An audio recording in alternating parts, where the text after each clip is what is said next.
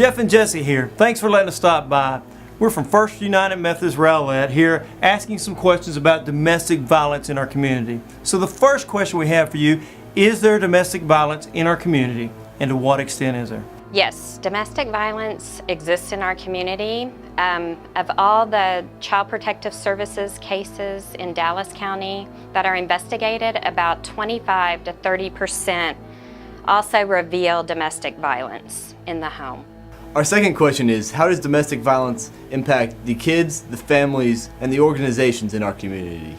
Domestic violence impacts us in a lot of ways as a community. Employment is something that we see with domestic violence cases that is a problem because women and victims don't feel like they can go to work. They don't feel like they have the skills to hide what's going on in their home. Often they can't miss a certain amount of days of work, and sometimes they have marks and bruises on themselves that are hard to cover up. And so employment is something that we see in the cases of domestic violence. Another thing is children in the home who are experiencing threat and violence.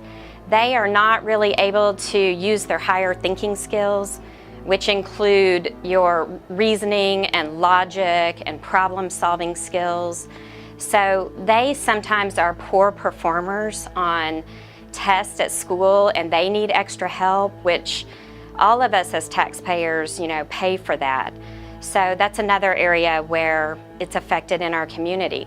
Also, the health of children and victims. We see these families in the emergency rooms and urgent care centers, and that's another area where they have to go and they have to get help a lot of the time.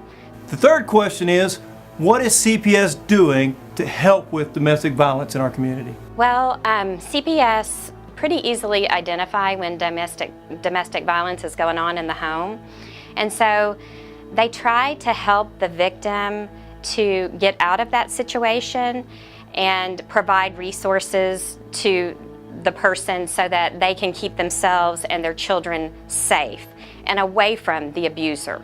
And lastly, our church wants to step in and help a little bit, so what can we do to help? Our church can do a lot of different things to help. I think that prayer is number one, that we can pray as a church and remember that there are families that are struggling, there are families that are in dire situations, and this is an epidemic that people don't like to talk about. It's not pleasant to talk about domestic violence or child abuse, but it is going on. I think we can all do a better job too getting connected with our neighbors and the people that live around us.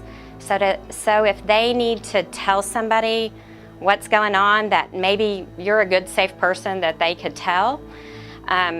There's people at the church that they can come to and talk with, and we can provide resources to help get them out of a situation that's dangerous to them or their children.